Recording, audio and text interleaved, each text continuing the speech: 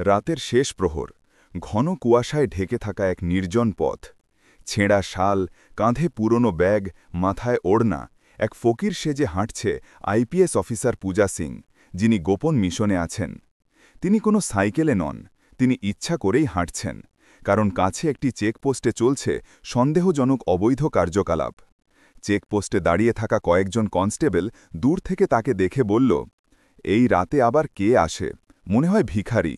পূজা কাছে যেতেই পুলিশরা তার চোখ মুখ বিচিত্রভাবে পর্যবেক্ষণ করতে লাগল। তখন জিপ থেকে নামলেন ইন্সপেক্টর মহেন্দ্র রাঠোর। এলাকায় তার ভয়ঙ্কর প্রভাবশালী পরিচয় আছে। তিনি সন্দেহভরা চোখে জিজ্ঞেস করলেন, কোথা থেকে আসছ? পূজা কোমল দুর্বল গলায় বলল, মন্দির থেকে ফিরছিলাম বাবু, রাস্তা হারিয়ে গেছি। মহেন্দ্র তার পরিচয় পেয়ে যেন কিছুটা স্বস্তি পেল, তবে তার চোখে ছিল অদ্ভুত শীতলতা। হঠাৎ তিনি পকেট থেকে টাকা বের করে তার দিকে বাড়িয়ে বললেন, চলো, আমার একটা কাজ আছে, তোমাকে সঙ্গে যেতে হবে, ভয় পেও না। পূজা একটু ইতস্তত করলেও ভেতরে ভেতরে ঠিকই জানত সে সঠিক জায়গায় এসেছে। নির্জন পুরনো বাংলো। মহেন্দ্র পূজাকে একটি বড় পরিত্যক্ত বাংলোর সামনে নিয়ে গেল। বাড়িটি বহু বছর ধরে খালি, অথচ সেখানে নিয়মিত লাইট জ্বলে। বুঝাই যাচ্ছে ভেতরে কিছু ঘটে। পূজা বলল, এখানে কি কাজ? মহেন্দ্র কঠিন চোখে বলল, যা বলছি করো, ঘরটা একটু পরিষ্কার করে দাও। পূজা মনে মনে জানত এটি পরিষ্কার করার অজুহাত নয়, এটি ছিল তার চরিত্র পরীক্ষা করার কৌশল। হঠাৎ মহেন্দ্রের ওয়াকিটকি থেকে আওয়াজ এলো, স্যার, কার্গো ট্রাক এসেছে। মহেন্দ্র চমকে উঠল। কর্ম সম্পূর্ণ হয়নি, তাই বিরক্ত হয়ে বলল, এখানে থাকো, আমি এখনই আসছি। কিন্তু পূজা বাইরে বেরোয় দেখল মহেন্দ্র তাকে নিয়ে আবার চেকপোস্টের দিকে যাচ্ছে। মহেন্দ্রের চোখে এখন ভয়, তাড়াহুড়ো আর অদ্ভুত অস্থিরতা। রহস্য ঘেরা অন্ধকার জঙ্গল, কালাবন চেকপোস্টে পৌঁছে কিছুক্ষণ কথা বলে মহেন্দ্র হঠাৎ আবার পূজাকে বলল, চলো, আসল কাজ বাকি। পূজা বলল, আমি যেতে চাই না। মহেন্দ্র হেসে বলল, যা হয়েছে সব ভুলে যাও, এবার তোমাকে তোমার পুরস্কার দেখাবো। গাড়ি এবার কালাবন নামের অভিশপ্ত জঙ্গলের দিকে এগোতে লাগল। কথিত আছে এখানে রাতের বেলায় গোপন বৈঠক আর চোরাচালান হয়। পূজা নিঃশব্দে সব লক্ষ্য করছিল। এটাই সেই জায়গা যেটার খবর গোয়েন্দা বিভাগ তাকে দিয়েছিল। জঙ্গলের গভীরে গিয়ে মহেন্দ্র একটি কাতরের ঘরের সামনে গাড়ি থামাল।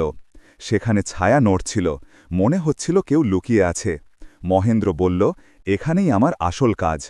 মহেন্দ্রের আসল রূপ।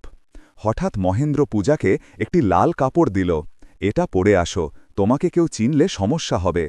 পূজা বুঝল লাল পোশাক দেওয়া হচ্ছে ছদ্মবেশের জন্য নয়, বরং কাউকে দেখানোর জন্য। তবুও সে কাপড় নিয়ে ভিতরে গেল এবং মুহূর্তে গোপনে তার ওয়্যারলেস মাইক্রোফোন চালু করে দিল। বের হয়ে আসতেই মহেন্দ্র তার দিকে তাকিয়ে অদ্ভুত হাসি দিল। কিন্তু পূজা গাড়ির দিকে হেঁটে গেল এবং বলল, কাজ শেষ হলে আমাকে বাড়ি পৌঁছে দেবেন। মহেন্দ্র বলল, কাজ তো এখনই শুরু হবে। মহেন্দ্র গাড়িকে এবার নিয়ে গেল একটি পরিত্যক্ত পাহাড়ি পথে। অতি গোপন জায়গা, চাঁদের আলো ছাড়া কিছুই দেখা যায় না। হঠাৎ সে একটি গর্ত খুঁড়ে একটি লোহার সিন্দুক বের করল। 3টে লক, সিন্দুকে 3টে রঙের সিগন্যাল লাইট। পূজা অবাক হয়ে দেখল সিন্দুকের ভিতরে প্রচুর ডলার, সোনার বার, নথি এবং একটি পেন ড্রাইভ। মহেন্দ্র বলল, দেখলে, চাইলে এগুলো সব তোমার, শুধু একটা ছোট কাজ করতে হবে। পূজা শান্তভাবে বলল, কি কাজ? মহেন্দ্র কাছে এসে বলল, একজনকে সরাতে হবে, সে আমাকে ব্ল্যাকমেল করছে। পূজা বুঝল তিনি কেবল দুর্নীতিপরায়ণ নন, তিনি অপরাধ চক্রের মাথা। মহেন্দ্র যখন তার দিকে আরও এগিয়ে এলো, পূজা পিছিয়ে যেতে যেতে কাঁটা ঝোপে হাত রাখল, চোখে মুখে ভয় দেখিয়ে অভিনয় করল। মহেন্দ্র কাছে আসতেই পূজা শান্ত গলায় বলল, আপনি আমাকে ভুল চিনেছেন, আমি ফকির নই। মহেন্দ্র স্তব্ধ। ঠিক তখনই চারদিক থেকে টর্চলাইট জ্বলে উঠল।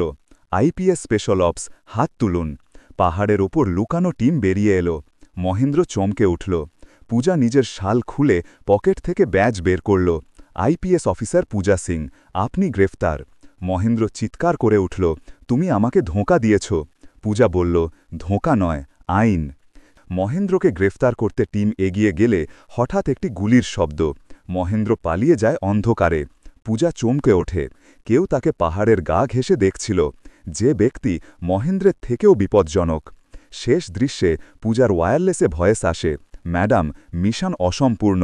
মহেন্দ্র শুধু চক্রের একজন সদস্য, আসল মাথা এখনও ছায়ায় লুকিয়ে আছে।